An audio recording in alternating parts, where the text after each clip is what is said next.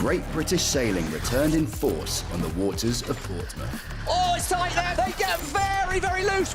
A packed grandstand witnessed every moment. The Black Foils and Los Gallos seized control of Group A, Absolute scenes. while the USA and Artemis set the pace in Group B. It's just simple stuff, but they're doing it really well. Emirates GBR took the win when they needed it most. Oh, they needed that, Todd. Now the pressure rises and the battle begins again.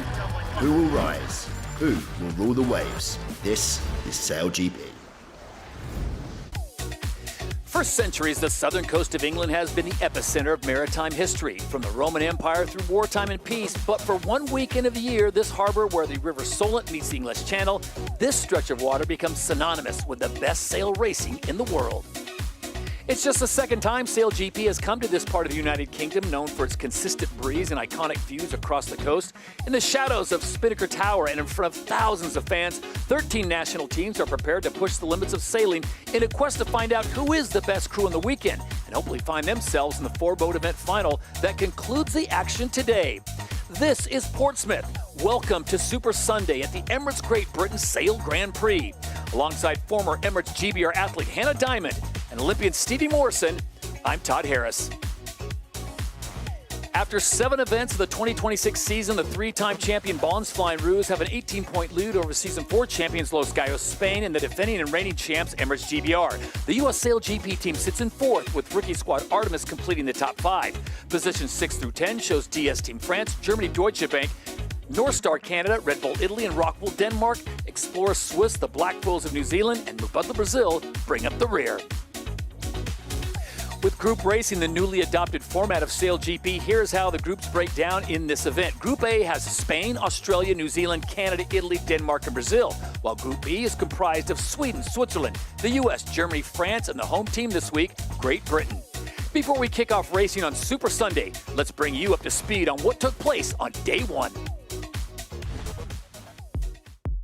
The grandstand was packed in Portsmouth for the first day of the Emirates Great Britain Sail Grand Prix.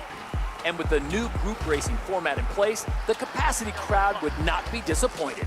Oh, that was so close. The German team, they get very, very loose. Wow! Oh, my life. Group A was labeled the Group of Death, with SailGP heavyweights, the Black Foils, Los Gallos, and Bonds Flying Roos all fighting for the top 2 places to qualify for the 4-boat event final. But Giles Scott and North Star Canada would stand up and force the big names to take notice, winning the first race. What a race. Nice job, guys. And cruising home in second in race 3. Brilliant result for them. North Star have done a nice job. Black Foils finished the day on top of Group A after some competitive racing with North Star. Black Foils and North Star aren't making many mistakes out here. And a win in their final race of the day. They got better in every race through the day, didn't they, Todd? Los Gallos are in touching distance, having won the second race. Somehow, someway, Los Gallos finds a way to get it done. Group B was meant to be the easy group.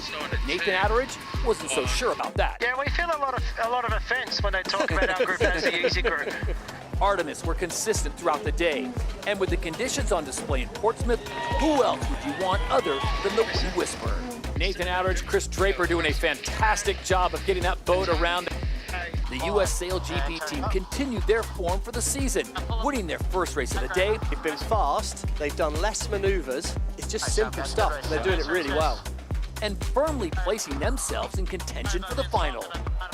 And after a disastrous start to the day, Emirates GBR pulled off a win in the final race of the day to send the British crowd home happy and keep themselves alive ahead of Super Sunday. All right, guys. Hated that. And here's what the standings show after one day of racing. For Group A, it's the return of the Black Foils and North Star Canada that are top 2, with Los Gallos Spain, the Bonds Flying Roos of Australia, and Red Bull Italy still in the hunt. In Group B, it's the league's newest team, Artemis, and the U.S. SailGP team in the top 2 positions, with the Swiss and Emirates GBR still with a chance to make it into today's 4-boat event final. Well, after 3 incredible races in front of the fans yesterday for each group, the 2 groups are going to have 2 more races in that race to get to the winner-takes-all final. 5 points if you win, all the way down to 1 for a 5th place. We're accumulating points, and the top 2 from each group are going to go into that winner-takes-all final. Strong breeze on the course again today, but with the direction further right than yesterday, we can expect the wind to be harder to predict as it comes over some low-lying land before hitting the racecourse. Flat water means high-speed racing and no margin for error. On day 1, the teams that excelled were those who started well, so expect the focus to be on finding the fastest angle to mark 1. From there, staying out of trouble and being fast in a straight line will be critical for teams vying to take their spot in the final. As we take a look at the 7 teams ready to compete in Group A to start things off here, remember it's 2 fleet races and then it is on to the 4-boat event final. To check in on the configurations and the conditions, we check in with the 4th member of our broadcast team. Here's Olympic silver medalist Lisa Darmanin. Well, we can definitely expect some high-speed racing today, that's for sure. Configuration-wise, it's the same as yesterday. We've got the high-speed T-foils, high-speed rudders at the back, 18-metre wing, and at the front, jib number 1. So we are set up for speed today. And I tell you what, they've been out for about an hour practicing, and everybody has been absolutely sending it around the racetrack and looking a lot more in control than yesterday, that's for sure. As Hannah said, it's a little bit flatter than yesterday, but the tide is turning, so the chop is picking up, and I'm expecting that to get harder and harder throughout the day. It looks like a fantastic day for racing. As you said, you know, getting out ahead and sailing the boat fast, but those maneuvers still look super tricky and less mistakes being made than yesterday, but when you're in the heat of the battle, things can definitely get a little bit sporty. So I'm looking forward to seeing who comes out on top today. All right, thank you very much, Lisa. And Hannah, as we take a look at these waters, your home neck of the woods, what do you anticipate with this configuration? I think it's the perfect configuration for today. We've got the 18-metre wings on, and we could see some really high speeds at Mark 1. So here we go, the dance begins. This is the calm before the storm with less than a minute to go before the start of the 4th race for Group A. Remember, it's all about getting to the top 2 to get into that 4-boat final. So you've got the Brazil, North Star Canada, Rockwell Racing, Red Bull Italy, Los Gaos Spain, and the Bonds Flying Ruse. And Stevie, I know the teams have done the math overnight. They all know what's at stake. There's just 2 more opportunities to score points and get into those top 2 spots. Yeah, I mean, yesterday was the first day they'd sailed in any real breeze for a while, so I expect them all to be a little bit sharper today. He's only going to make it tighter. The Bonds Flying Ruse late into the box here. Slingsby did not start well yesterday. He said that himself. He'll be looking for an improvement. Change in strategy by the Australians early on. 20 seconds out. Red Bull Italy well positioned. North Star Canada well positioned up the line. They were the master starters yesterday, but at the moment the Bonds Flying Ruse are perfectly placed. Our pole position sits mid-line. That's your optimum angle in here. Spain and New Zealand in the middle of the line look very, very tight. It's all about acceleration now. It's going to be a blanket start. North Star look too tight. Oh, that was punchy by the Canadians at the top over the line. The umpires, penalty New Zealand. Winner boat not keeping clear, go behind Spain. Oh, that could really have been a big moment there. Early start penalty Canada. Oh, Delayed start Italy. Wow, Black Foils have got to go back. Italy got shot out at the top. They're having to loop around, and what that means is the Bonds Flying Ruse are going to be gone at Mark 1. Los Gaos chase them down, but for the Black Foils, for North Star Canada, the top 2 boats in the group ahead of today, they've got work to do. Turning. Angle. Well, the rest of the teams in Group A just handed Tom Slingsby a big gift right now, Hannah. They've got a lead already out in front. It is the Bonds Flying Ruse to their left. They've got Los Gaos, and look how fast Spain is coming on. Yeah, Los Gaos sailing the boat really nicely there. Bonds Flying Ruse just taking a little bit more time to get up to speed. But I think we're going to see another manoeuvre before we get down to the bottom, which should shake things up a little bit at Gate 2. Yeah, we'll learn a lot about the course. With these small wings, after the manoeuvres, it takes a little bit of effort to get the flow around the wing and accelerate. Big opportunity for teams to be better than other teams. Tight moment, right away Spain, Bonds Flying Ruse, slam dunk right in front of them there. They put the disturbed air back onto the Spanish, and you can see in the background, New Zealand, the Black Foils, and Mubadala Brazil are in a lovely gust of wind. They should come in fast. Who's going to be the first to split away? It looks like Los Gaos are going to take the left turn. Bad rounding by the Aussies. Look how wide they went to that mark. Rockwell are having to do a tricky manoeuvre here. Lots of little misjudgments by the teams at the moment. Right, I'm tucking in a high mode here, guys. New Zealand trying to make up after that penalty, as is Giles Scott and North Star Canada. They sit in 6th. Way out the back is Red Bull Italy. Reminder, yesterday, the winners of the 3 races, Canada, Spain, and New Zealand, all picked up victories. 3 races, 3 different winners, Stevie, in Group A. It's really, really tight. Nothing tighter than the start. I mean, that was some moment here. We're on board Red Bull Italy. They were up at the top end of the line, so they didn't have right of way to squeeze in here. And you can just see their late decision. Phil Robertson at the back of the boat. They're thrown out of the cockpit. Well, it was the right call in the end, but it's cost them this race. They look like they're sitting it out for now as we come back. And, well, the right turns work well for Slingsby. He's heading back towards all those fans in front on the shoreline there. And the Bonds Flying Rose are good. They need to win this race.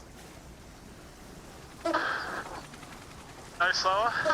Looks like the teams are sort of trying to maximise boat speed at the moment, stretching either way on the course. Not a huge difference. We look in the Oracle Cloud there. Not a lot of difference in the wind, but some little gains maybe, Hannah. Yeah, I think you can see there is a bit of a speed difference between Spain and Australia at the moment, and they're just trying to work out their course mapping. How can they minimise manoeuvres? And there's a couple of obstacles on the course they need to watch out for as well, so quite a complicated course today. Still to come is Group B, which has 6 boats in that grouping. They will have 2 more fleet races as well, but first we got to get through this first race of the day on Super Sunday, and it's a big heavyweight showdown between the Bonds Flying Rouge, the 3-time champions in SailGP, and the Season 4 champions, Los Gallos of Spain. Yeah, Bonds Flying Rouge have the right of way. They look clean ahead at the moment. Interesting again. So that course is pretty square. I'd say the Spanish have made a slight gain on the upwind, and we're going to get another split. So good news for the Spanish if they're sailing towards more wind. 1 angle, little soft here. Isn't this classic Slingsby on Sunday? Yeah. So yesterday, the Australians, their best performance, Stevie and Hannah, was 3rd. They finished 3rd in races 2 and 3, a 5th in race number 1. So they are in desperate need of points to get into the top 2. They are, but they just seem to deliver on Sundays as it is at the moment. We see North Star have done a great upwind there. Giles Scott's picked his way beautifully through the fleet back up to 3rd. Blackfoil still in the pack. Look like they're going to manoeuvre away early. It's tight in the pack. I think if you can get a top 3 for Blackfoils or North Star, that would be a huge result. But Spain, top right-hand corner of our screen, there's an overtake. They found more wind by the shore. Could be the fans. Here we go, top left. Here's the current standings. If the race was to end like this, the top 2 boats would be Spain and Australia. What a turnaround that would be. Look at the 3-way tie on 11 points between the Bonds Flying Rouge, North Star Canada, and the Blackfoils of New Zealand. And the nod would go to the team that performed the best in the most recent race, and that would be the Bonds Flying Rouge as it stands right now, but they still have 1 more fleet race to go. What a move by the Bonds Flying Rouge. Watch for Spain here, around the outside. They're fast, but the Aussies have done a great job there. Expect the Australians to manoeuvre with the Spanish. Here we go, simultaneous manoeuvres there. Australia have got to be careful, got to keep clear of the Spanish, but I think they're far enough ahead now. It's going to hurt the Spanish the whole way across here in disturbed wind. Lisa, it looks like quite a big race course down there on the water. What are you seeing out there? Little shifts, or is it just really a pure boat speed race? It's quite gusty out here, so I think they're calling the pressure a lot, and I really think the Spanish, they're optimising their boat speed on the upwind. They looked really good yesterday as well. Where both the boats are sailing at the moment, they're about to hook into some really nice pressure, so they should accelerate here and probably do a manoeuvre pretty quickly too. Yeah, I think it's interesting. What Australia have done well there is go in the same way, Todd. So as soon as you're in the same phase as the boat behind, you can really control things. Spain had managed to get a split, but now you can see that Australia will just match Spain the whole way up here, give no opportunity for the Spanish to find more wind. And Hannah, on that last shot, we saw those current angles coming down. That is the wind and the force of the wind, the pressure of the wind that's coming down there. So they are working, as Lisa pointed out, with some pretty good pressure as they approach gate 5. Yeah, and something that's different today is the wind does have to come over a little bit of land just before it hits the race course. So maybe slightly more difficult to predict what's going to happen next. But the teams will be dialing in using the software that they've got on the wing screen to make sure they've got the best information possible. Another simultaneous move coming here. Both boats probably going to turn left. I think probably both boats would take a first and a second in this race. So don't expect fireworks, I'd say, right now. I'd try and just sail solid and get to the finish. Spain will probably be happy enough with a second. That being said, though, Stevie, we've got 3 teams right now that would be tied on 11 points as it stands. So I think every point is going to count. I think Tom Slingsby clearly aware of that. 100%. But sometimes you've got to, he's going to split on board Spain. They're setting up for a manoeuvre here. So we are going to see an aggressive roll of the dice by both teams. He's going to try and make an overtake. Right-hand corner, Blackfoils, they're back in the race. The Kiwi team are going fast. Rockwell's still probably just ahead at the moment. Australia matched with the Spanish. Looks like a gain to Australia early on. Blackfoils might well turn left here. It'll be interesting if the Blackfoils follow or not. They look to split as well. So Rockwell, Denmark currently sits in third place. They will opt for the right-hand side, and Peter Burling and the Blackfoils of New Zealand go for the other side. They currently sit in third and fourth. We've got to go right, don't we? Pretty interesting that how the Bons Flying Rouge manoeuvred straight over to the Spanish as soon as possible. Yeah, that's right. I think they wouldn't want to let the Spanish get too close to that shoreline, given that it was such a gain last time. And they're so confident in their boat handling that they're happy to throw in those extra manoeuvres, knowing they can absolutely nail them. Talk about all access, Stevie. I mean, look at this. This is all access as we take you on board. I think Maverick's pretty confident out there today with his drone. He's nearly on board that Spanish boat. Incredible scenes, but the Australians have done a good job. They look pretty fast down here. Top side there, Rockwell, Denmark. Great result for them at the moment. They could do with that. Challenging first day. They've got to try and keep the Blackfoil. Here you go, left-hand side of the screen. Here come the Blackfoils, and in some ways, this could be the interesting race. Yeah. Can Rockwell keep the Blackfoils back? Crucial in our race to the final here. Remember, it's about top two in your group. Rockwell set up. Blackfoils could well be ahead at the bottom here. Blackfoils, will they look for the left turn? I think at the moment they're overlapped. They have right of way on board the Blackfoils. Rockwell have got to give them room.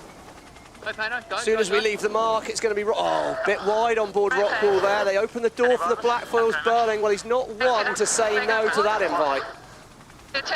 So a little longer course than we had yesterday. We're going 8 legs. It'll be a right-hand turn for the Bons Flying Rouge here, and they will be off This is to the the finish. umpires. Penalty New Zealand, not giving room at the boundary. Go behind Denmark. Wow, that was a big call because it looked like the Blackfoils turned up to match Rockwell, but it was tight. Burling maybe overly aggressive, perhaps could have moved a bit earlier. Well, of course, in hindsight, he absolutely could have manoeuvred earlier. He's got to get behind Rockwell, Denmark, so he's going to give himself the chance. Bons Flying Rouge about to turn to bring it home in front of the fans. Slingsby loves a Sunday. So on day number 1 for Australia, the best they could do was a third, but today on Super Sunday, Tom Slingsby and the Bons Flying Rouge shine brightest. They take the Emirates winning moment in race 4. Oh, well, the crowd are going pretty pumped about that. Slingsby's got himself in it. There's plenty of Roo fans on the shore there. They've made the journey. The Roo crew out in front as Los Gallos Spain will finish in second place, so they'll pick up some valuable points and continue to make their case for the top 2 teams in Group A. Now the battle is really on, and this is an interesting point because North Star Canada could use this point in a big-time way. Yeah, the Blackfoils have lost 2 places in that penalty. Massive moment. I think in our race to the final, that'll put the Blackfoils out of it at the moment. Pretty disastrous after a great race, but for Rockwell, Denmark, well sailed. Canada will have to settle for 4th place for Rockwell Racing. It is 3rd, 4th for North Star Canada, and 2-time Olympic gold medalist Giles Scott, and a unfortunate 5th for the Blackfoils of New Zealand. Oh, they're still going to get 1 point for that, but they were up to 3rd at the last gate, Todd. Little mistake, bit too aggressive with Rockwell. They'll be kicking themselves for that. 1 more race to go, though. So, reset required on board the New Zealand boat. Disappointing here for Mubadala Brazil. Yeah. Turning up in this gust here. Coming up slowly. And all the way up now. So Mubadala Brazil and Martini Grail bring it across, and they will finish in 6th place. Good hustling. What the? Oh, here we go. We're on board New Zealand. This is where they got the penalty. You can see that they've got to clear of Rockwell. Rockwell turn, and you see Rockwell have to slow their turn because the Blackfoils didn't react quick enough. And that's what the umpires deemed to be. Looking at it from that angle, probably think that's a fair call. I mean, it's tight, but Blackfoils knew they had to keep clear there, and they were slow reacting, so he's pushed his luck a bit too hard, and wow, that's a big punishment.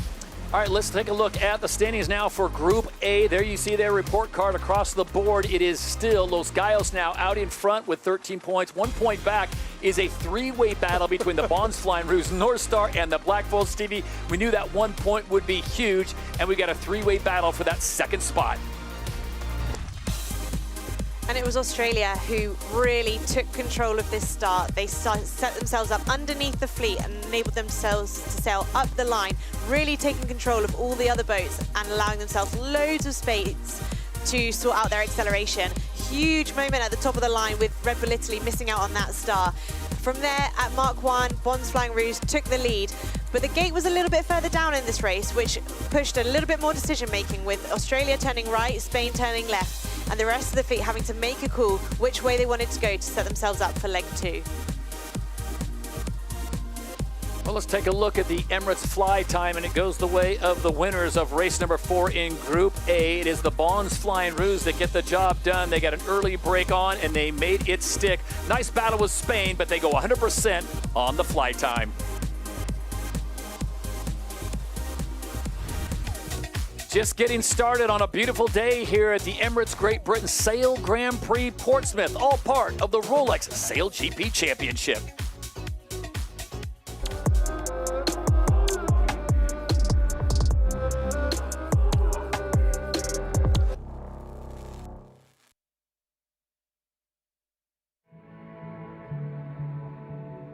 So the whole idea of this program between us at SailGP Inspire and Mubadala is that you guys get all of the skills this week that you hopefully experience that first flight. And we've got 5 days to fast track your winging journey from potentially never being on a wing before to getting up on the foil. It's a bit different back home, being a woman and doing this sport. And we always wanted to push and get more females in the sport. I think the goal for the UAE, sailing has become not just a minor sport, but an important sport and helped us raise the UAE flag. I think one of the most important skills here is to help me foil. Us Emiratis can do it. Amazing, well done. I want to take it back to UAE, and I want to see like a lot of wing foilers there. I want to learn more, as much as I can, from everyone, everything what I learned back home, and start to teach. So you have to get the board across the wind. It's really phenomenal over the 3 days that I've spent with her in a second language. Big credit to her. If we compare what we normally do versus what they've done, it's pretty impressive. And you can tell that foiling is very much the end goal. They're all asking, we're going foiling tomorrow, we're going foiling tomorrow, which is really exciting. On takeoff, essentially you're going to start kneeling or sitting on the board. I'll give you the tow line. As you feel the board start to get some speed and want to lift, and that will bring the ball out of the water. Right, Marwa, this is your time to shine. Are you ready?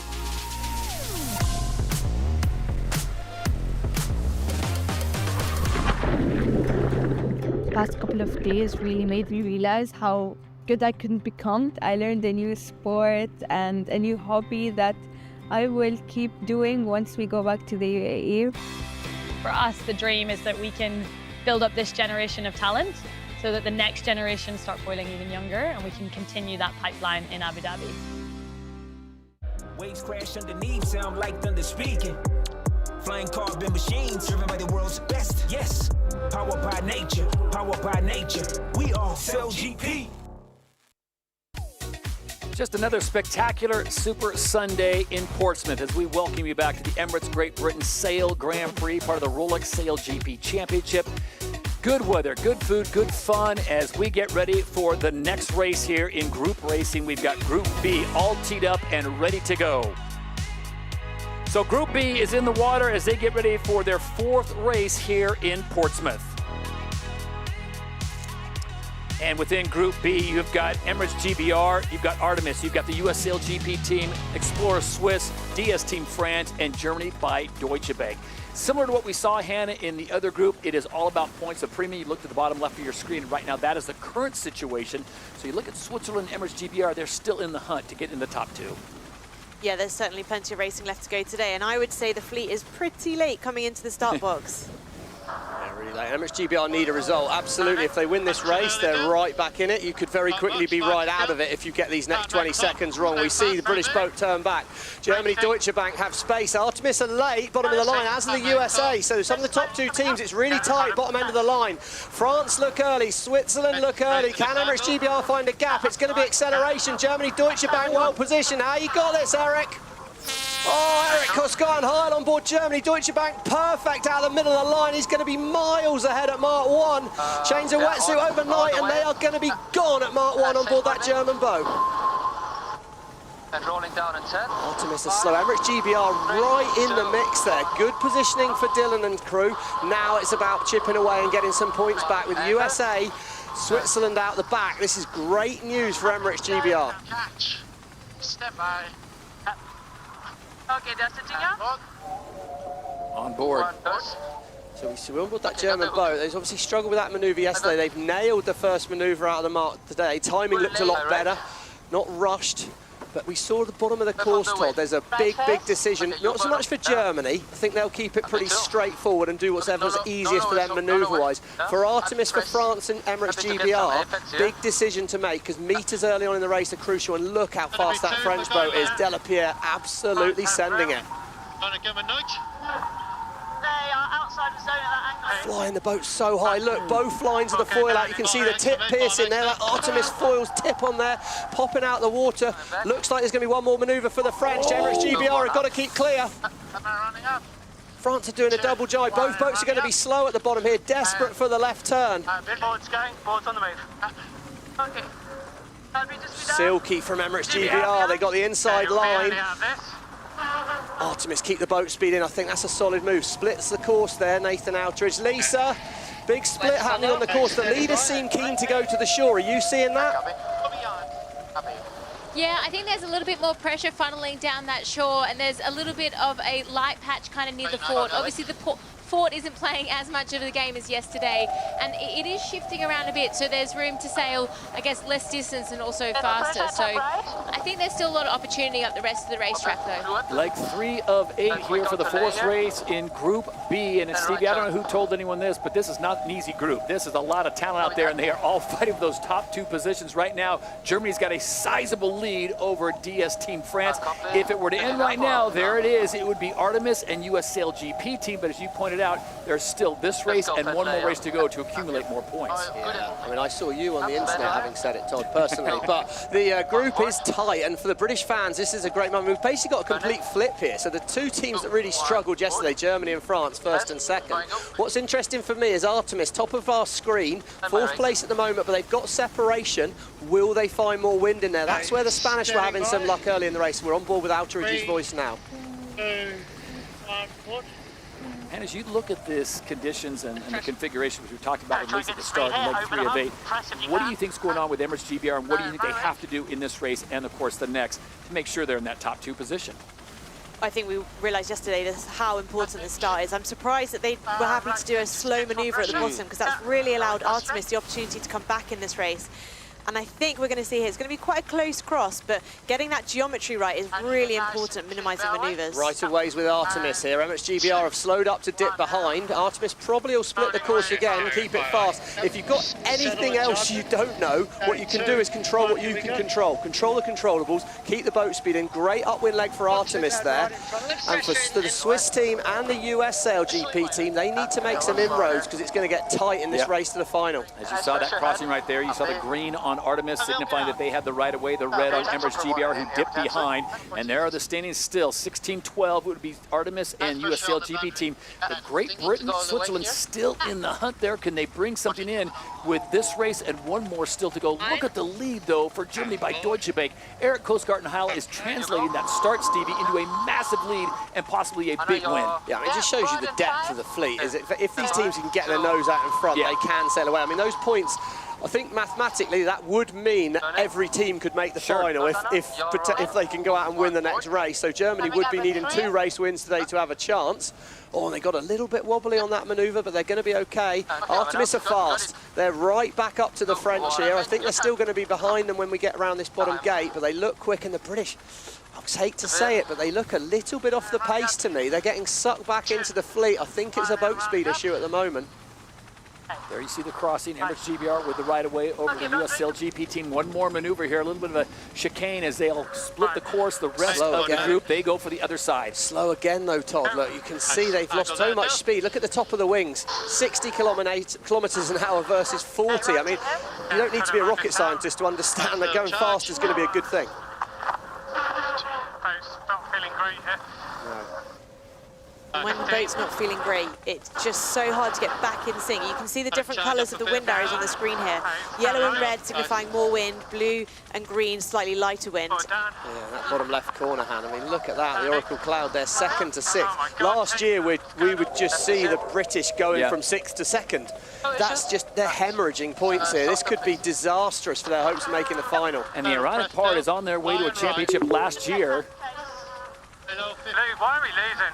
Because you're a bit slow and you keep getting slow in and out of marks, I'd say is the first point. I was going to say, Stevie, this is ironic because last year at this event, Emirates GBR used this event to catapult them on a run to the title last year where they took it, and now they find themselves all the way back in 6th place. Yeah, I mean, they're still an absolute quality outfit, but right now that they've got to get. So if they can be 5 points behind the US, that gives them a chance. If USA's last in the next race, that would still mean Emirates GBR could make the final just because it's top 2 in your group. But the British need to find some boat speed. They need to find their flow, their rhythm. They need to loosen up. Technically moved 1 spot ahead of Explorer Swiss, but that's good news for US SailGP team as they get their stranglehold on that second transfer position into the event. Finally, the Americans sitting in 4th right now. Everyone chasing Germany by Deutsche Bank. Eric Kosgaard and Heil out in front by virtue of an amazing start to kick things off. And look at the speed as they approach 90 kilometers an hour. Now they dip back down into the 80s. And then it is Quentin Delapierre and DS Team France in 2nd. Nathan Outeridge on board Artemis in 3rd. Yeah, interesting here if Artemis choose to follow. It looks like they're going to. Nathan's definitely just sort of taking the strategy of keep things simple and I'm just going to keep the boat speed in. I'm not trying to overcomplicate things tactically. I just want to go fast. Split on the course with the US. Both Artemis and US have sailed a nice race here, Hannah. I don't know, you seeing anything obvious that they're doing, or is it just sort of keeping it smooth? Well, I think the teams have to know themselves really well. You know, we saw in the last race, Bond's Flying Ruse happy to throw in the extra manoeuvre. For Artemis, it's kind of tripped them up in the past when they've tried to do too much. So I think they're doing exactly the right thing by just keeping things simple, doing the things they know they can do well, really well. This is like 6 of 8, first race of the day for Group B. They'll have 1 more to go after Group A gets their 5th and final fleet race. And this is going to be interesting because this course is a little longer than we had yesterday. Yesterday we had 7 legs. Today we've got 8. They'll go down, make a turn, come halfway up the course, and then a right-hand turn towards the grandstands and the fans. You can see it's gusty out there on the course because there's a lot happening really. At the moment the US team have got a great angle. They're nearly going straight down the ladder lines, middle of our screen.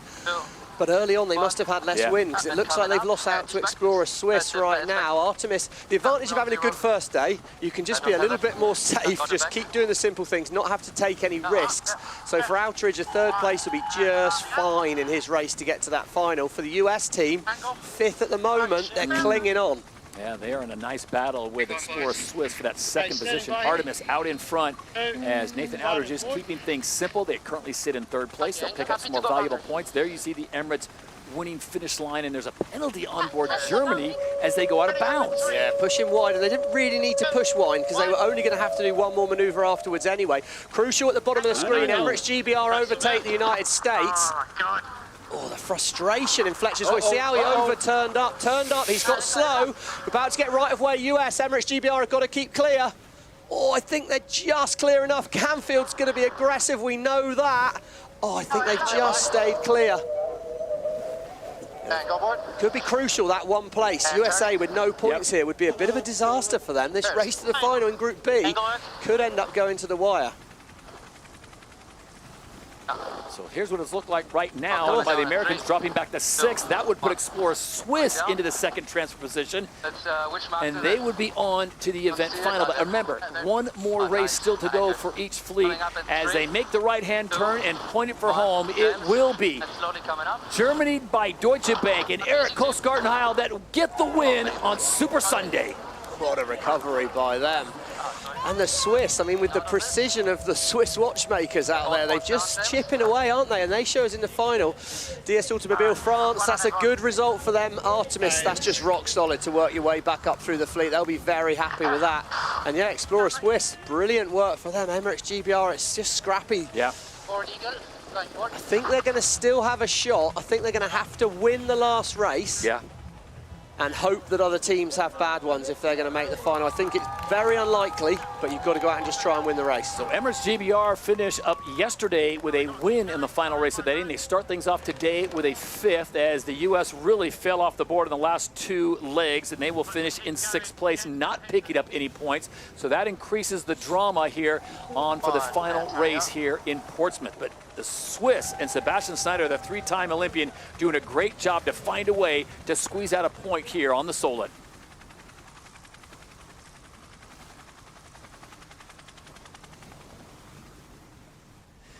So we'll take a look at the standings as Group B has completed their first race of 2 here on the Solent in beautiful Portsmouth. And there it is. Look at the consistency for Nathan Outteridge and Artemis. 2, 1, 2, 3. They're on 16 points. And look at the tie now. Explorer Swiss, US SailGP Team Explorer Swiss would get the tiebreaker. And there's Emirates GBR still lurking there in 4th place on 8 points. So Germany by Deutsche Bank, they get the win and they put themselves in a good position for the final race. We're able to visit with them. Now we go on board. Eric Coastgarten-Heil is their driver. Eric, congratulations on a great victory. Tell us about that start and what you saw as the whole fleet just seemed to fall away as you guys got to Mark 1. Yeah, it's a tricky starting box here. Wind shifting right and left, 10-15 degrees all the time. The box is small. That's a bit of reading the fleet psychology here. We had a good one on this, but we also had to catch up quite a lot from yesterday. Yeah, I mean, talking of yesterday, Eric, how do you reset as a team? That must have been pretty scary. Everyone saw the incident, you saved it brilliantly, and then to come out with a win, how do you manage to do that kind of recovery? Yeah, I felt more that it was a mistake yesterday and was avoidable, and there's no big feeling around that. Eric, appreciate your time. Wish you the best of luck in race 5 coming up.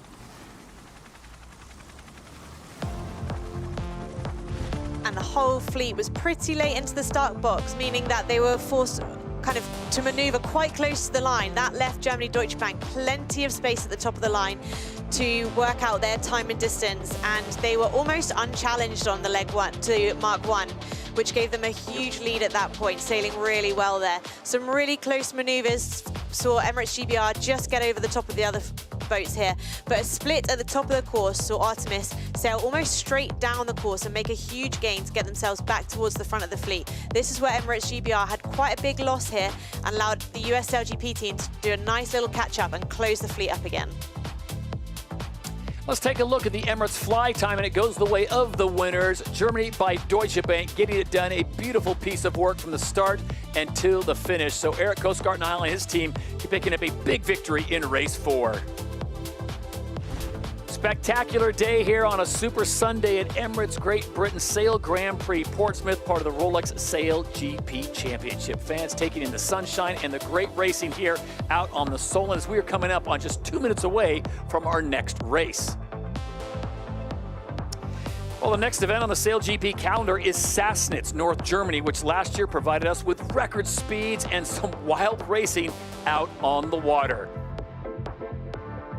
After Sassnitz, we will then be heading to the league's first event in Valencia, Spain. Remember Sassnitz last year, Stevie and Hannah? It was very fast, very tricky, but a lot of fun to watch. As said, next event after that will be Valencia, Spain. I can't wait for this one with an amazing city rich with history, perfect weather all year round, incredible food. Of course, it is the birthplace of paella. And of course, some of the most beautiful beaches in Europe. The F50s and the Balearic Sea is a match made in heaven. You do not want to miss this one. Tickets to both events are now available. And we'll get right back into the racing. This is the 5th and final race for Group A. Reminder, this is New Zealand, Canada, Australia, Denmark, Italy, Spain, and Brazil competing for one more time. Top 2 moving on to the event final. So here we go. Are we looking at another late start, Stevie? Or are they going to take their time getting into the proper position with just one race left and a very tight leaderboard on the top 4? Yeah, I mean, look at that leaderboard, left-hand side. I mean, let's remind ourselves, top 2 from each group. Effectively, whoever beats whoever of those 4 boats are going to go through to the final. So this is going to be really tight. Expect some boat-on-boat action here. Boats should have learnt the starting. This fleet was all early at the top of the line. The other fleet was all late towards the bottom of the line. So they should have had a reset here. Timing back. They are a little bit late. Looks like they're all pushing to be low down on the line. Los Gallos are late in. Black Foils are late in. It's going to be tight at the bottom here. Bond's Flying Rouge, good control. Rolex Pole Predictor sits on board the Black Foils at the moment, but that's a tight angle for them up the line. Aggressive from Burling. Mubanda Brazil's early. Really tight with Australia and North Star Canada. They're early back to the line. They're going to be slow at the gun. It's all about the wind-up and the pull now. Rockwool well positioned. Black Foils at the bottom of the line. This is the umpires. Early start penalty, Australia. Oh, that's a disaster for Tom Slingsby. Rockwool Denmark, well, they're gone. Brilliant news for them, but they do not matter they're in the race to the final. They cannot make the final here in Portsmouth. The Black Foils perfectly positioned. If they can hang on the inside of North Star at the moment, it would be Black Foils and North Star. If they can stay here, they'll be the two boats into the event final. At mark number 1, it is Rockwool, Denmark, going over 92 kilometers an hour as they make the turn and head down the course. 92 also for Red Bull Italy. Everyone pushing the 90 mark, and it is the Black Foils in second. North Star Canada sits in third. Brilliant manoeuvre from Rockwool, Denmark, and this is the performance we've been waiting for them all season. Starting to find their feet. Good news for that Danish team. But in the background, we can see the Black Foils execute a good manoeuvre. So did North Star. Los Gaios just headed away early. It's all about finding more breeze down here. You've got to try and space out. Mubadala, Brazil, struggling, but top left there it is. New Zealand and Canada that would be in the event final as it stands, but there's nothing in it. A lot of work to do for the Bons Flying Roos and Spain. Not saying they can't get it done, but they've dug themselves an early hole. Yeah, they have, so they're going to have to push hard to make it back from here. I think this course makes it a little bit more interesting, a little bit more open with this decision so early on at gate 2. Yeah, well, Tom Slingsby's often pulled a rabbit from a hat on a Sunday, but this is going to be full Harry Houdini if he's going to pull something off here. North Star look to turn left. Black Foils have got to be sure they're ahead of Spain. They are. Looks a lot gustier on the water right now. I feel Spain have done some extra manoeuvres down here but made a gain. Lisa, have we had a bit of a change in the conditions? Yeah, it's definitely getting softer where that start box was, so everybody is really favouring that other side turn. It's quite changeable. I would say that every lap has kind of been slightly different, and when the wind is shifting as well, the gate bias changes, so you can sail less distance by picking the right way to turn. So here we go. This is Group A, and here's how it looks right now. If the race were to end right here, it would be the Black Foils of New Zealand and North Star Canada moving on. Spain and the Australians would miss out. That would be a huge shot to the overall. Yeah, but look at this, Todd. Lisa was talking about wind shifts. Look at the angle that the Spanish and the Black Foils are sailing. They're going nearly straight up the course. Now, any tie break, you can see at the moment New Zealand and Spain, same points. Whoever's ahead in the last race, which is this race for Group A, will be then ahead. But at the moment, massive wind shift. Los Gaios have read the wind brilliantly. They're past North Star. Canada, they'll be ruining that decision at the bottom gate. But there's a lot of race left. There's a lot of shifts out here. So that means there's a lot of opportunity. So Spain has moved into second place officially on course, but they still got a lot of race to go. This is just like 3 of 8. Yeah, the trouble is, as soon as you get a little bit out of phase with the wind, Hannah, sometimes you're then sort of out of the rhythm the whole leg, aren't you? And at the moment, you can see North Star potentially losing even more distance at the top. Yeah, and we've mentioned it a couple of times this weekend. I think it's been a huge feature. The course mapping is super important. A lot of the teams will have the coaches helping them with that. But if you're out of phase, it might mean an extra manoeuvre, which is even more costly. We saw Spain do some extra manoeuvres on the downwind, Todd. So they were happy to lose the distance you will in a manoeuvre to put themselves in more wind or on this upwind leg at a far better angle. They've just sailed a lot less distance on board Black Foils than the Spanish boat. A big moment now for two-time Olympic gold medalist Giles Scott and North Star Canada. Can they find the breeze and can they move up a position? They need to overtake Los Gaios, Spain, who currently hold down third, the Canadians in fourth. Yeah, and you see Milovar screen, Bons Flying Roos, they're struggling. I'm not too sure. I think this is a bit of a desperation move here by North Star. Unless they can see any wind, they're not setting off on a great angle down the course there. We'll see. Giles Scott's pulled them out of the hat before, so maybe he's seen something we haven't. As we take a look at the Group A standings, it is still New Zealand and Spain that would be moving on out of Group A. As we're coming up on the halfway point on board the Bons Flying Roos, they are hoping for some magic here and some pressure as we go down on the water. Lisa Darman and Lisa, what's the anticipation for more wind or less wind going forward, not only in this race, but Group B and the event final coming up a little later on? So the wind is meant to slowly decrease throughout the day, but not much. I think we're kind of at what the bottom is that we're going to see at the moment. I think the interesting thing is how much, you know, the Bons Flying Roos, this isn't the boat that we're used to seeing, but you look at, you know, Rockwool, Denmark, they're really locked in, and also the Spanish. I think the Spanish for me have been the highlight. They're picking the wind well, they're sailing really well around the racetrack, and the fleet has really risen. You can't make mistakes out here. No question about it. I don't know anyone that would say group of death and one group is easier, Steve, because there's so much parity, to be honest, across the board on both these groups. So pick your poison. Yeah, I mean, you look at, you know, we're on board here, well, pretty much on board North Star Canada, and they've been sailing really well all weekend, but at the moment they really need something good to happen for them. They're following the Black Foils out, and the Black Foils have made a little mistake at that bottom mark, got a bit wide. What can North Star do at the moment? Looks like they've got to gain about 100 metres to get themselves back in the match with Spain, but I think Spain might have passed the Black Foils. Bad tack on the black foils as well there on that left-hand boundary. Speed dropping right down. Next to 2 here, on target. See, there's good wind where the Spanish are at the moment, and that's showing up as nearly 7 kilometres an hour more boat speed. And at the moment, Spain and New Zealand, well, they've had a flip, but of course that doesn't matter. It's only about being in the top 2. And to your point earlier, Stevie, Rockwell Denmark cannot make the final. They cannot get to a top 2 position. So while they're having a great race and they're out in front, congratulations to Nikolai Sandstedt and his crew.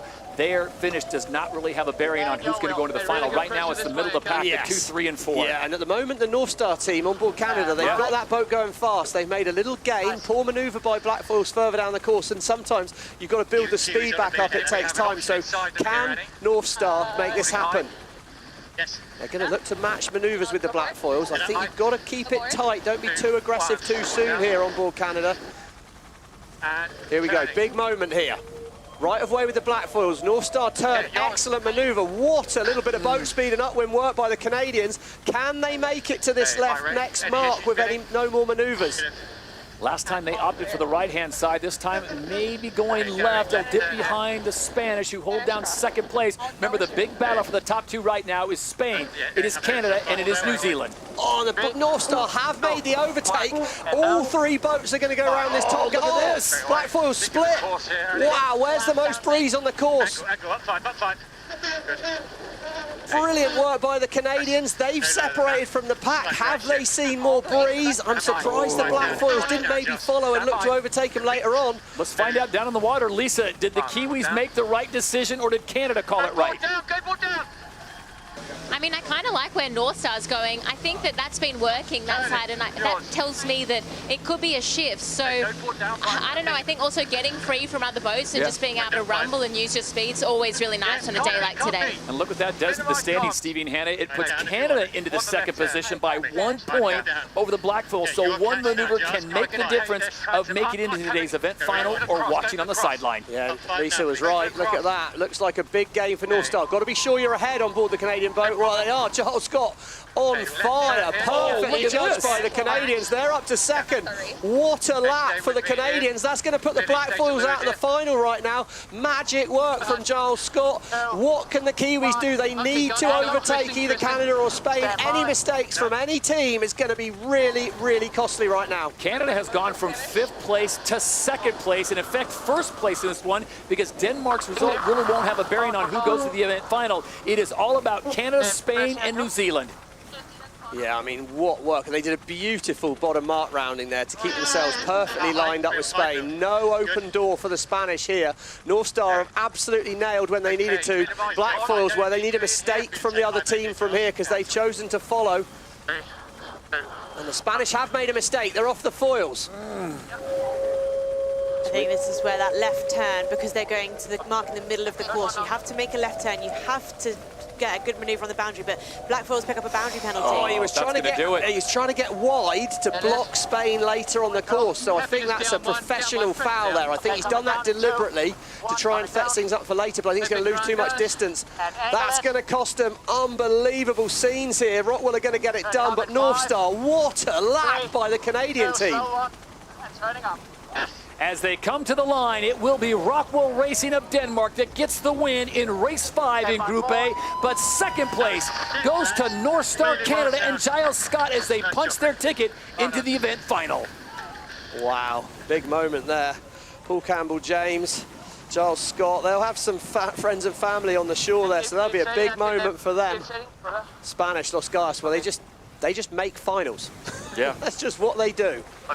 And meanwhile, Stevie, as you look out the back, it is hard to see that the Bonds Flying Rouge will not make the final. Remember, they were on a 3-event win streak, then did not get the win, and now they find themselves not even in the final. Yeah, I mean, you know, I think, as we said, this was a tough group, but we've seen both groups are tough. There's such fine margins in the whole fleet, and the reality is they were over the start line there. Slingsby's not quite been as perfect at the starting this weekend, and I think maybe as soon as your confidence goes, you start trying to force things. It was a mistake, and they've been really punished.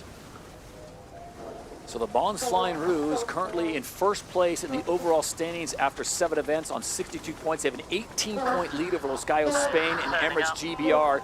But this one will hurt as they will not pick up maximum points, not even the top 3 points of the event, as they finish off in 6th place.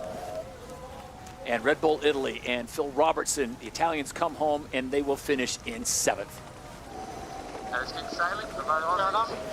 Yeah, tough weekend for them, really. They sort of, been nearly and not quite for a few bits mid-season. They've just had a couple of tricky events in a row. I think, it'll be not necessarily back to the drawing board, but they've got to make things happen pretty soon, because that's not where they'd expect to be. 3, 4, and 5 on day number 1 for Red Bull Italy, and not the way they wanted to wrap up a Super Sunday.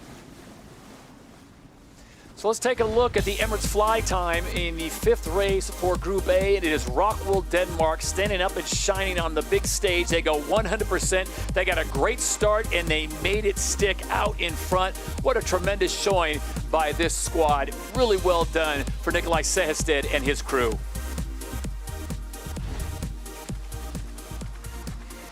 Beautiful look at Portsmouth as Group A has now concluded their fleet race, and we can tell you the top 2 teams that are moving on. We know for sure that it will be North Star Canada moving on. Their driver, Giles Scott. Giles, what a show you guys had. When you were doing the math on board with about 4 legs to go and you were finding yourself on the outside, was there anything that was said to you or to your crew that got you guys up and running so as fast as you did in that last 3 legs? Yeah, no, we got nicely lined up with some pressure, obviously a little bit at the back for that first half of the race, but yeah, we managed to nibble our way back into it. Fair to say it was pretty frantic on board, and the tech guys are just jumping on now. We've got a start button. We couldn't get the board down on that last run, which was a little bit dramatic for us, but yeah, we pulled through, so in the final, which is good, so 1 more race to go.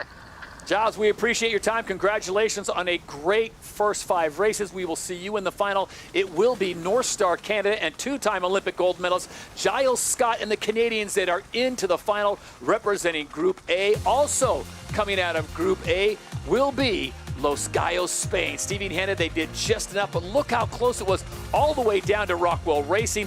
Double digits, 16, 14, 12, and 10. Yeah, it's so tight. And, Black Foils didn't have a great day, neither did the Bonds Flying Roos. So Group A is now complete. It will be the Canadians. It will be the Spanish moving on to the 4-boat event final here in beautiful Portsmouth.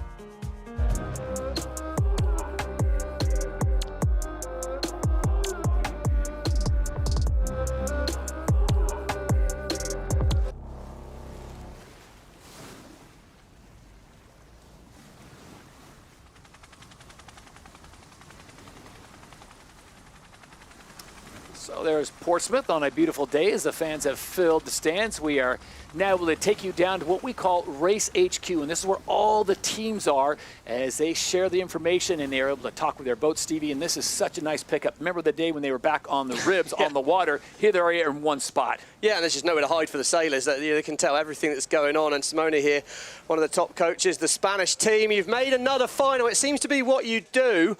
How do you reset after the group stage and now looking ahead to that 4-boat final? Is there a big change in your mindset? Hello, guys. Yeah, no, not massively, to be honest. We want to go for the best possible start, obviously. Like, we are already sailing in kind of small fleets, and for the final it's a 4-boat fleet.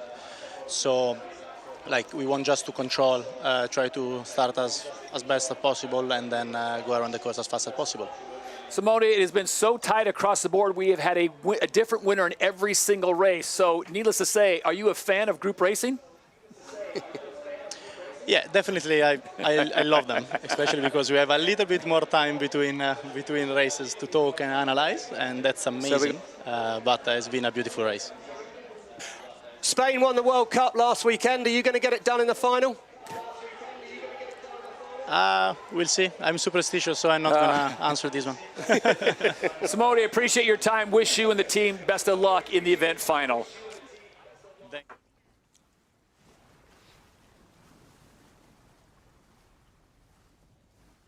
There is the view here in beautiful Portsmouth on a Super Sunday day of Emirates Great Britain Sail Grand Prix Portsmouth, part of the Rolex SailGP Championship. Waves crash underneath, sound like thunder speaking. Flying carbon machines, driven by the world's best. Yes, powered by nature, powered by nature. We are SailGP. So we are now down to the final race of fleet racing. It is an interesting fact that we have had a different winner on every single race across the board, Stevie, so there is certain parity. Forget about your group of death, forget about the easy group. You just got to win, baby. Top two moving on to the event final. We know that North Star Canada are in, Los Gallos Spain are in. Who will they face off? And we are about 36 seconds away from finding out. Well, we also know that Artemis are in, looking at those points, because two boats can't win the race. So really it's Switzerland, USA, GBR, Germany and France. Germany and France got to go and win the race. Pretty straightforward. I think it's the same for Emirates GBR. And, well, we know this start's absolutely crucial. Artemis seem to be staying out of trouble, well out the back, trying to make sure they avoid any action. Rolex pole predictor sits on board Emirates GBR. Top of the line, it's the United States. They're looking late up there. They're going to struggle to find a gap. Emirates GBR perfectly positioned. Explorer Swiss well positioned. It's all about turning left. Head for that red line. It's going to turn white when we go, and it's all about acceleration when it's brilliant out the middle of the line for the British. The Swiss look good. They're going to have a faster angle to Mark 1. Right, time to send it. And here we go, the final fleet race of the day. This is Group B with a lot on the line. Can they get it done as they approach mark number 1? And you've got Grand Theft Delapierre on the outside. How fast is he willing to go on the inside? It is Explorer Swiss right in front of the British. That was so tight there. Explorer Swiss have got the wing wound right on their early manoeuvring. It looks like they're down to the mark. Big wing shift. Back round, Artemis. Outridge has spotted it and he's nailed the manoeuvre, the Wind Whisperer. Oh, he read that like a book. And Emirates GBR, no, they've fallen off the foils in the manoeuvre. Super slow and they're out the back. That's a disaster. That could be weekend over for the Brits. Tricky moment for them. I think they just felt like they had to avoid the Swiss there. It doesn't look like there's any penalties coming on, but a huge right shift, meaning that ley line came really quickly after mark 1. All right, there's what we're looking at. Group B standings, top two moving on to the event final. Sweden, Artemis look almost a lock. And there you've got Switzerland, Explorer Swiss sitting second. The Americans still with an opportunity, but to Stevie's point, that poor maneuver, Stevie, has almost done the Brits in. Well, yeah, I think they're done, unfortunately. I mean, ultimately the Swiss were clear ahead, so they owned the mark. Great Britain were tight behind, but it doesn't matter. If you own the mark, you own the mark. And the Swiss have done a great job here. They've quietly gone about their work all weekend, and I always think momentum is key. So, yes, the Artemis team are in the final, but if they can come through and win the race, that's the sort of flow they want to have. They desperately are going to want a team from Group B to win the final here and shuttle the critics up. Tell me that's not just like a Nathan Outridge movie. Stays in the back, protect the assets. Oh, excuse me, we're in 5th place. We'll just take this little opening here and we'll slide into 2nd. Yeah, sometimes the opportunities just present themselves, don't they? But we've got a real drag race here. We're going to come back and look at some incidents from early on in the race here. Where are we? Well, we're on board Emirates GBR, and you see the Swiss are just ahead. They just own the mark. They turn down Fletcher. Oh, they're going a little bit quicker, and you can see they don't want to drive into the back. They get slow.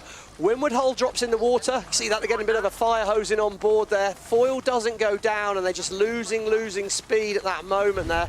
It's just a bit scrappy. It's not the British team we saw winning at the end of last season. They've got a bit of a reset to do. And the big question is, can Taylor Canfield and the US SailGP team, currently in 4th place, can they make a maneuver? Right now, they're going to have to overtake the Swiss. That's the battle right now. You want to keep who's going to go on to the event final?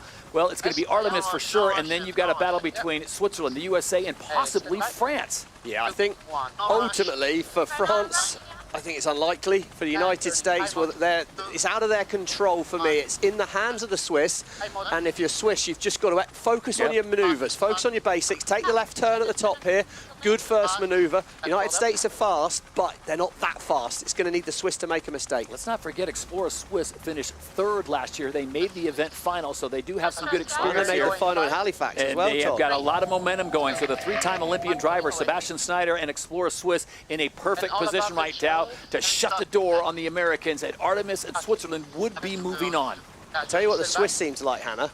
Group racing. Space on the racetrack seems to suit them. Yeah, I think they've maybe been victim before of having some decisions forced on them. They're really reveling, and there's a little bit more space.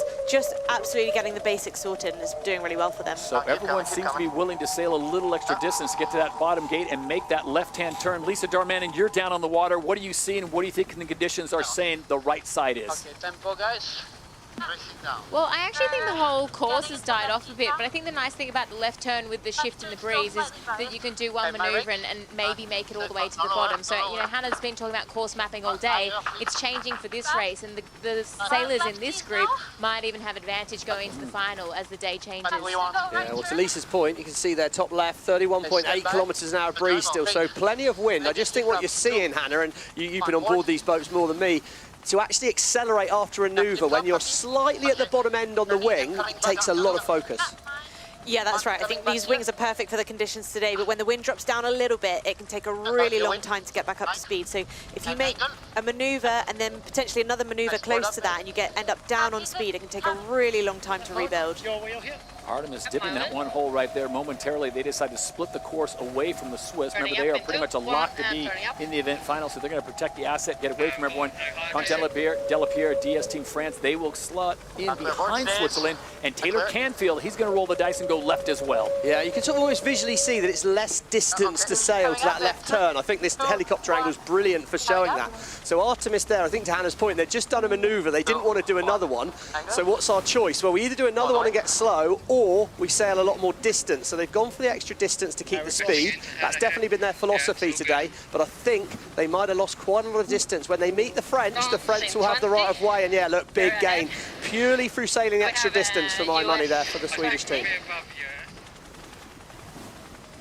And the USA are back potentially, I'd say, right of way when Artemis and Team USA meet each other, right of ways with the US. So Outridge here, I imagine he'll yield and head behind, but big loss there by making that other turn. And I think you could visually see that, and they were going to have to sail more distance. And if you got your abacus out at home and you're doing the math, it is not the Artemis team that the US is really concerned about right now. It's Switzerland. Explore Swiss out in front. That's the team they need to get ahead of. Yeah, we're algorithms, not abacuses, mate, these days. We've got the Oracle Cloud sorting it out for us, and we've got crystal clear facts in the top left corner there. Yeah, Sweden will be through, but he won't like that momentum loss. I think you're saying it's such a tricky balance. Look after the boat, protect the asset, but sail the boat right, keep reinforcing good habits. And right now, look at the foiling analysis here. Brian Metro, flight controller on board that Swiss boat, is pretty much, oh, hey, little high there. We're really pushing it still on board that Swiss boat. But the smoother that line can be in the bottom left-hand corner, that's just that bit more accuracy with your flight. Of the way, one in if we can. And I think that's where, when there's boats around, those little wiggles really cost you. So I think they've kind of got away with that a little bit there, and that's where they're able to capitalise on having a bit more space on the course, just a little bit more room for error. So this time Artemis has the right of way. US SailGP and Taylor Canfield will dip behind. They will spin to the other side of the course. Stevie, you like that call? I think they probably had to. They couldn't really force that extra manoeuvre, and as we say, I mean, Team USA, the US SailGP team right now, I mean, they're after a bit of a miracle, really. They need a bit of a Hail Mary, and they need a mistake from the Swedish team. But also, let's not forget, if they can get the, wow, I mean, look at this is pretty brave piloting right now by everyone concerned. But yeah, I think for the US team, it's another great result. It's another great weekend for the season as a whole. We're trying to get to that grand final, season grand final in Abu Dhabi in just a few months' time now. But yeah, I think the final might be a little bit of a stretch too far here, purely because the Swiss are sailing just brilliantly right now. I don't see the mark. Okay, coming up. Don't see the mark. Okay, we found it. It's not ideal. So they will make a left-hand turn. They will go mid-course, and then it's a right-hander towards the finish line. And the win should be in the hands of Explorer Swiss, which will get them into that event final. Here comes Quentin Delapierre, DS Team France, in second place, and Artemis now sitting in third as they pick up a position over the Americans. Yeah. Looks like again there, Artemis are struggling to get quite down. Potentially two manoeuvres, yeah, flip-flop jibe. So they've done two manoeuvres very quickly. Again, I think they've sailed less distance, but they've got a bit slower, but then the US team haven't done a great manoeuvre either. So USA, well, I think it's going to be too little too late anyway. But for the Swiss, let's just enjoy the Swiss. I mean, they've sailed a brilliant race here, Hannah, haven't they?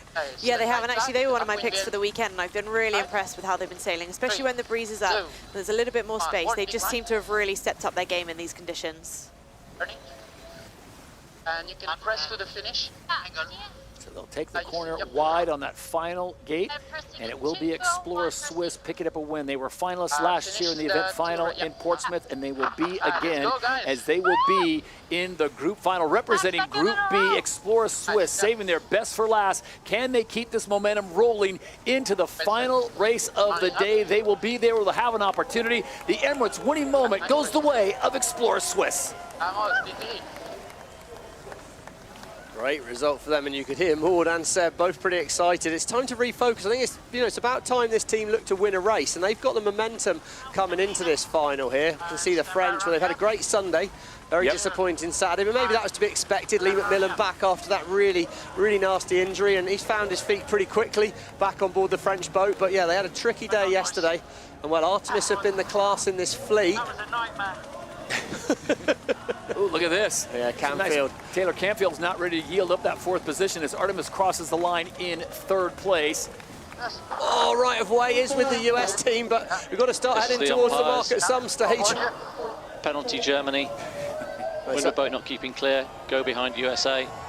Oh, the Germans have got to get back behind the US, so they will finish across here, but it will be flipped over in the results afterwards. So the USA will show as being ahead of the Germans once the results are done, because there was a penalty on board the German boat as they finished. And unfortunately, Emirates GBR difficulty after mark number 1. They will finish in 6th place in front of their home fans. It just shows you the margins, doesn't it? I mean, they were millimetres away from being overlapped with the Swiss at mark 1. They weren't quite. That turned into a bad manoeuvre, and well, look, you can just see the disappointment. Gutted.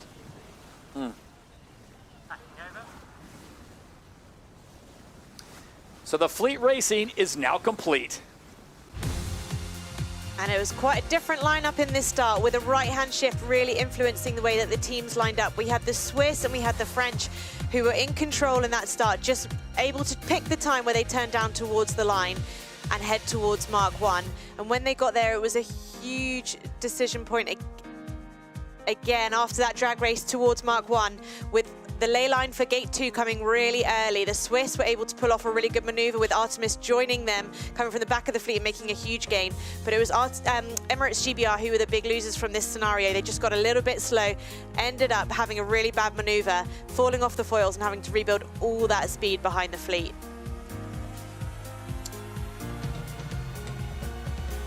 So we'll take a look now at the Emirates fly time, and it goes the way of the winners in race number 5. Explorer Swiss go 100% here on the final race of the day in Portsmouth.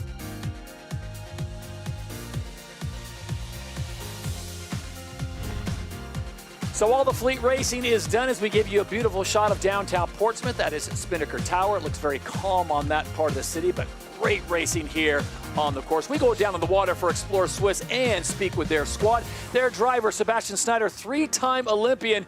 Seb, great racing for you guys. Have a lot of momentum, and we reminded everyone you guys were in the event final here. So what is it about the Solent that makes you guys sail so fast? Not sure. Good coffee in the morning. That's a good solution for us. But no, I love lovely conditions here. Yeah, we love the breeze. It's a bit weird for Swiss people, but it seems like we like that. So yeah, it's time to finish the job. We've been, I think it's our 4th final, I don't know, but haven't won yet, so I will try to give our best. Yeah, Seb, I was going to say that really. You and Maud sounded very excited across the finish line, understandably so, but you seem to enjoy the smaller groups, a bit more space. You're fast. What's going to be key to winning it? Because it looks like you can go and win this final. Yeah, we definitely have the boat performance. The team is doing an amazing job. I think it's all about the start, but after that there's still some shifts to play. So yeah, good fun. We're having fun, so that's also important. Seb, thanks so much for the time. Wish you and the team the best of luck here in the event final. That is 3-time Olympian Sebastian Snyder, the driver for Explorer Switzerland. They are in the event finals. We take a look at the standings. Group B's sailing is now complete, and now it is all set. What a job by Artemis, a rookie team with a veteran driver with Nathan Outerich. They get 19 points. Explorer Swiss check in with 16.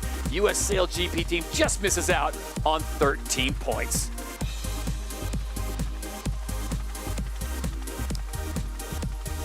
So let's take a look at the teams that have made the final here. 4-boat final, it will be North Star Canada, Giles Scott. It'll be Los Gallos and Diego Botín.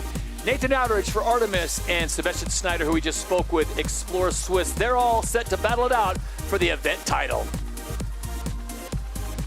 And the Rolex Precision Athletes of the day. We have two from DS Automobiles France today. Quentin Delapierre representing the drivers, Manon Ordonez for the strategists. Tom Johnson from Rockwell Racing has the highest average speed of the day as the wing trimmer, and James Wiesbowski from Germany by Deutsche Bank with 99.9% flight time for today.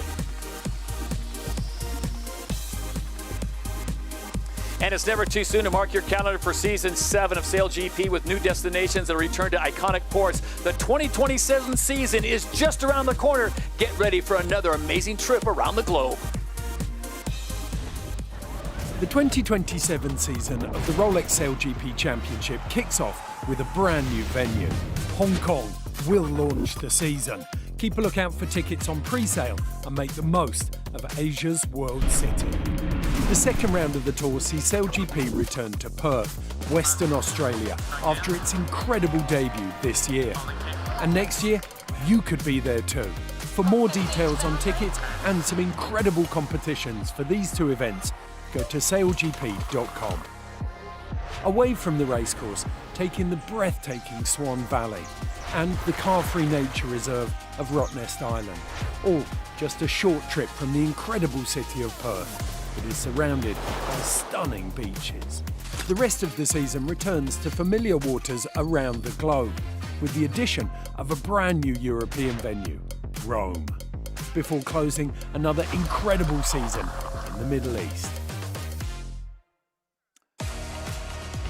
That's all coming up in Season 7, but we've got one more race to go. Beautiful day at the Vela Beach Club here in Portsmouth. This is Super Sunday at the Emirates Great Britain Sail Grand Prix.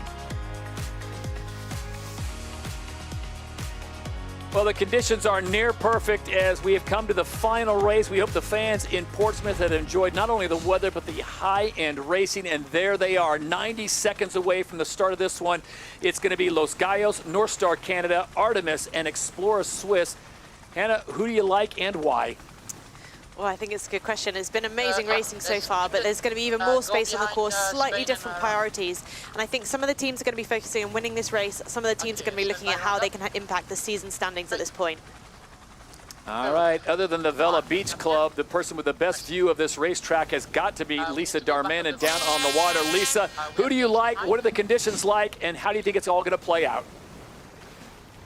Look, the conditions are fantastic. They have been all day. The other thing is 4 boats compared to 6 isn't that different as well. But to me, Los Gallos, they've just been locked in all day.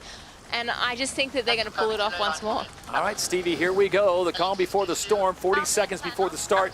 2 of the teams in this event final have never won an event. That being Sebastian Schneider and his team Explorer Swiss and Nathan Outridge and Artemis. So will it be a rookie walking away with a crown, or will the veterans stand up and be counted? Yeah, I think calling Artemis a rookie cruise, a bit like calling the Rolling Stones a new band, to be perfectly honest, Todd. I mean, there's a lot of experience out there as we see the Swiss first to turn back, well positioned.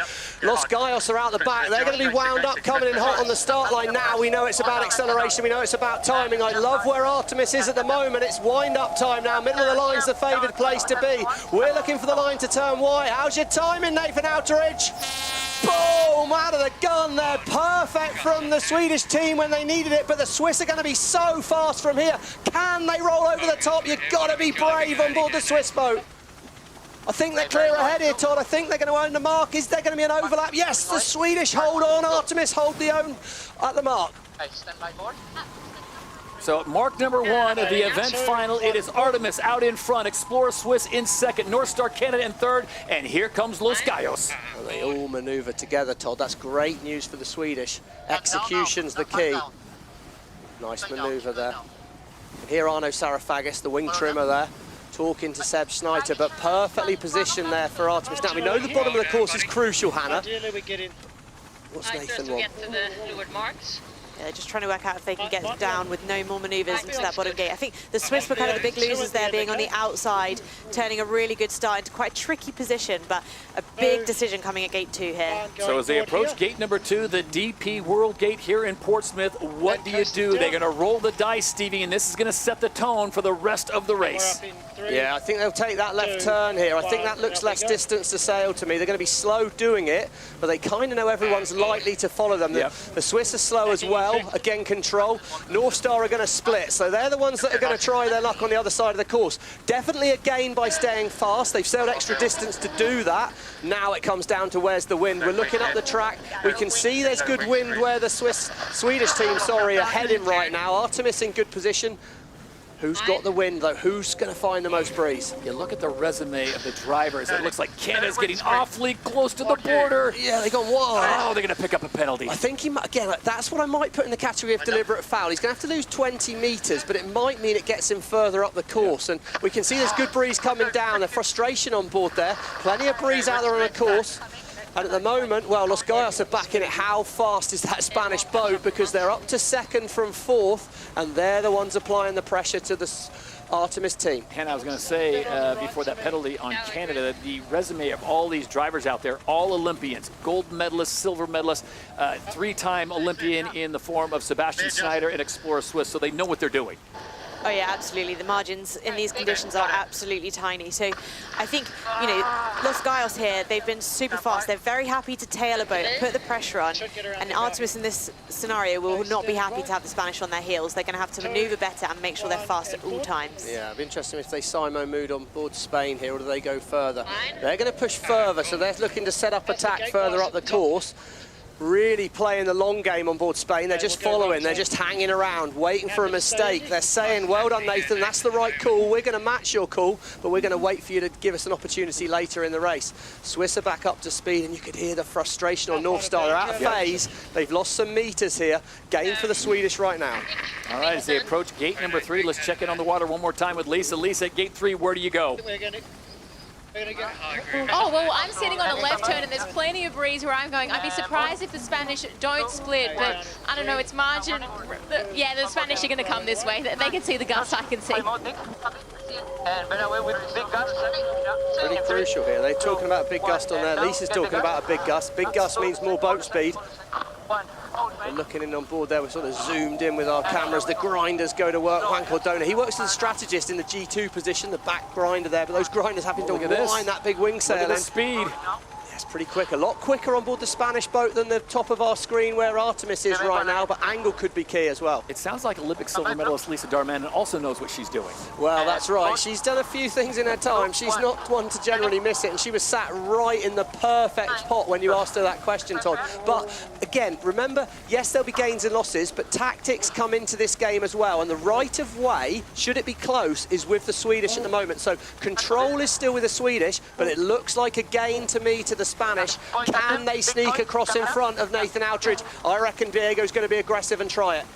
No, he doesn't. He turns up behind, but he's going to have the advantage when they come in at the bottom of the course here. Los Gallos are going to be leading at the next gate, is my guess. At the halfway point of the event final, it is still Artemis out in front, but for how long? With Los Gallos, Spain, the champions of Season 4, sitting in second place. Here comes Explorer Swiss with a lot of speed. Look at this. They're pushing 80 kilometers an hour as they come towards gate 4. Yeah, the Spanish have got the left turn, Han. Yeah, they've done a really nice job there. Hopping 2 boards down just to make it down to the mark, but not losing too much speed. A much nicer job than Artemis in the last bottom third of that leg. It's nearly a 100-metre gain on that downwind for that call on the breeze. We can see as Spain are sailing towards a gust of wind, that darker patch of water where the Spanish are. Artemis going there as well. Swiss split away. That's not worked most of the day, and it's going to be a bit of an arm wrestle between the top 2 boats here for this one. Now it's about boat speed. Can Artemis find the boat speed that the Spanish had on the last upwind leg? And has Sebastian Schneider found something on the left side of the course for Explorer Swiss as he makes his first maneuver and looks back to see exactly how far back he is. It is the Spanish out in front. Artemis sits in second. Here come the Swiss and North Star Canada hoping for a mistake out in front so they can pounce. Yeah, I mean, you can see there Spain are sailing a fast mode, so they're sailing a fast faster angle, they're sailing more distance, but they're going nearly 8-9 kilometres an hour faster, trying to roll forward on Sweden to make a gain. But Switzerland, well, they're in phase with the wind shift on board that Swiss boat. Don't rule them out. They're making better progress up the ladder lines. They're chasing Los Gaios. Spain are very much focused on Artemis right now. They've made a gain, but it's the Swiss that's their threat at the moment. You want to hear a crazy stat? The last event, the Canada Sail Grand Prix in Halifax, the top 3 teams, Los Gaios, Artemis, Explorer, Swiss. Right now, it is Los Gaios, Artemis, Explorer, Swiss, with the Swiss now overtaking Artemis. Yeah, and they will have the right of way when they come back together. Be a few ripples on the Après Rosé on that shoreline right now as the Swiss team head in there, finding more breeze. They're making gains. Can they find a good angle? Helen Brown, Chris Draper's wife, in the middle of the picture there. She's getting that Swedish flag flying, but it's the Swiss that are fast at the moment. Here we go, a big moment, leg 5 of 8. Explorer Swiss, top of your screen. Here's the maneuver. How silky smooth can they be? And it is Diego Botín saying, vamos, here we go, Los Gaios. Nailed the top of the course there. Lisa, they're sailing back to the left. Have they still got your lucky gust that way? Yeah, but the good thing for Los Gaios, it looks like Artemis is going to follow, so that's exactly where you want them. I think Explorer Swiss as well will take it easy and go left turn and be pretty happy where they are.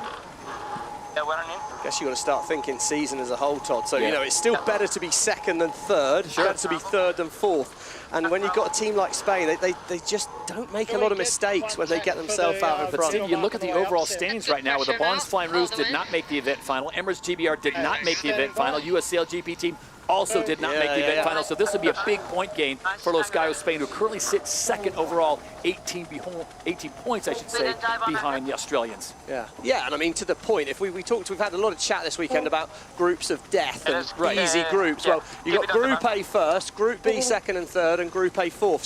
So to my money, it's all pretty tight in SailGP right now. We love the parity here in Season 6. This is like 6 of 8. They'll get to the bottom of the course. They will make a turn, then they'll head back up, and then it'll be a right turn towards the packed grandstands here in Portsmouth. Hannah, do you think Spain has what it takes? Obviously, if they make a mistake, it's going to go south, but they just don't make mistakes. I think one of the things that they're really strong at is when there's a little bit more space on the course, you have a few options of how you sail the boat in terms of moding. You can sail, when you're sailing upwind like they are now, you can choose to sail closer to the wind, a little bit slower, or further away from the wind and a little bit faster. They are absolutely brilliant at selecting the right mode at the right time.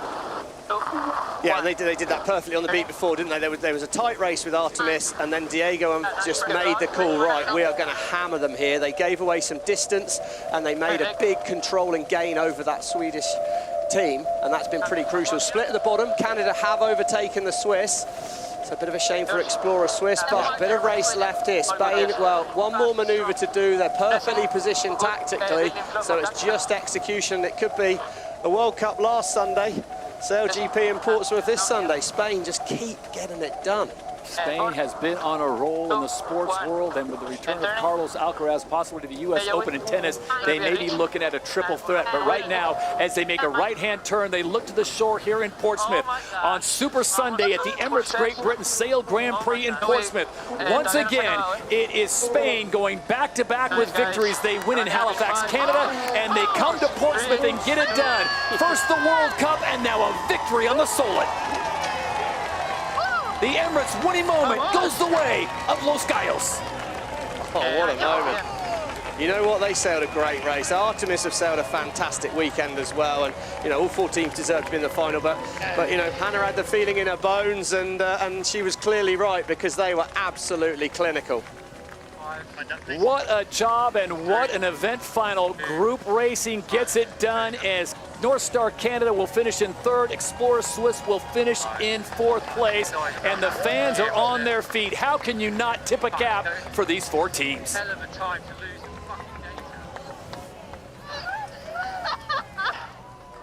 Hello, broadcast.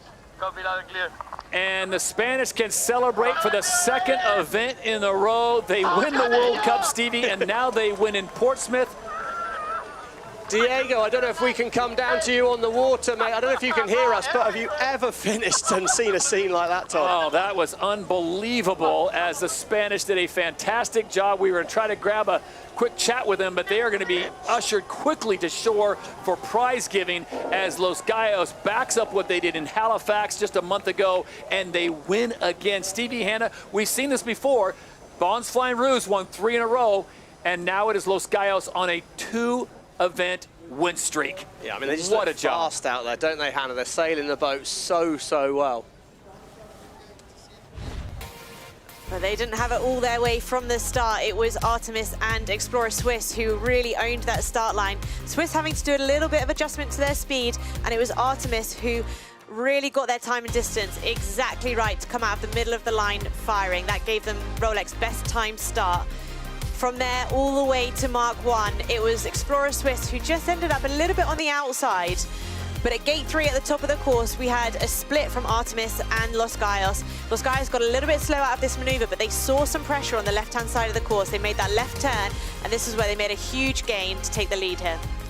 Yeah, it was a big moment in it, really, wasn't it, Hannah? And I just think the scariest thing to the other team is that the Spanish started last, finished first, and we don't see as many overtakes as that in a final normally. So Spain have got it going at the moment. Well, let's take a look at the Emirates fly time as Los Gallos gets it done again. The second event in a row, they go 100%. A near perfect race for them as we watch them work their magic in slow motion here on the Solent and pick up the win at the Emirates Great Britain Sail Grand Prix.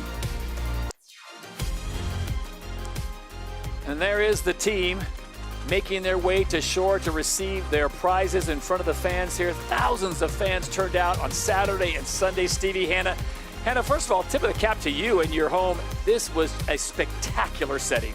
Yeah, it's been absolutely fantastic conditions for racing F50s. Incredible close racing, and it's just been a great weekend. So they're almost ashore. They'll touch down and they'll make a quick walk up to the stage as we take a look at the event points and how it all shook down. We know for sure that Los Gallos is going to walk away with 10 massive points, which will take them up to 54 on the season. Artemis picks up 9. North Star Canada and Giles Scott, they'll grab 8. And Explorer Swiss get the 7 for making it to the event final. Black Foes will pick up a very valid 6, but US SailGP teams 5, and the Bons Flying Rouge only pad their lead. They pick up 4 more points, 1 position ahead of DS Team France. So the championship after 8 events, it looks like this, getting a little tighter up front. They came in with an 18-point lead. They leave with a 12-point lead. Bons Flying Rouge still on top, 66 points. Los Gallos sits in second, 54. And it's Artemis now, Stevie, moving into 3rd place ahead of both the US SailGP team and the Emirates GBR squad, your top 5. Yeah, big few events for a GBR. They've got to get things going. No points from a possible 20 for them. And well, it's all about speed often, isn't it? So we see the DP World fastest speed of the day. Well, that's gone to Rottwell, Denmark. Absolutely on fire. 92.52 kilometers an hour as they slingshot around Mark 1. It was a great final race for the Danish team. Well, 8 events down, and the second stop of the European leg of Season 6 rolls on. Next up, it's a return to Germany, the high speeds of Sassnitz. Will a new speed record be set? The stakes could not be higher for event number 9 of the 2026 season. We're excited to be rolling back to Germany and Sassnitz. The fastest racing on water returns to the world's fastest race course for the Rockville, Germany Sail Grand Prix in Sassnitz. Witness 13 national teams push their flying F50 catamarans to the absolute limit. Fresh off last season's record-breaking high-speed drama. Easily accessible from Berlin and Hamburg, secure your prime waterside view of Germany by Deutsche Bank as they race for victory on home waters. And we're excited for that event. So final thoughts, here we go. Lisa Darmanin, kick things off. What's your takeaway from Portsmouth? Oh, that was so much fun watching so much racing throughout the weekend, and I really enjoyed the group racing. It gave us a chance to look at what everyone was up to, and I'm just so excited to see the fleet just raise the level. It's incredible. Stevie. Well, unbelievable scenes, really. What a crowd. When you saw the Spanish boat come across there with that huge crowd, Hannah, unbelievable. Yeah, amazing racing, amazing crowds watching. But for me, the shake-up of the leaderboard is something that's really exciting for the second half of the season. What a great week of racing we saw. Once again, congratulations to Spain. Los Gallos get it done. So on behalf of Stevie Morrison, Hannah Diamond, Lisa Darmanin, and our entire hardworking crew, I'm Todd Harris saying so long for now from the Emirates Great Britain Sail Grand Prix in Portsmouth. We'll see you next month in Germany. This is Portsmouth. Welcome to Super Sunday in the Emirates Great Britain Sail Grand Prix. Oh, that was punchy by the Canadians. Tom Slingsby and the Bonds Flying Roos shine brightest, but he's going to be miles ahead of Mark 1. Why are we losing? Oh, Charles Scott on fire. Perfectly judged by Explorer Swiss, saving their best for last. They're all set to battle it out for the event title.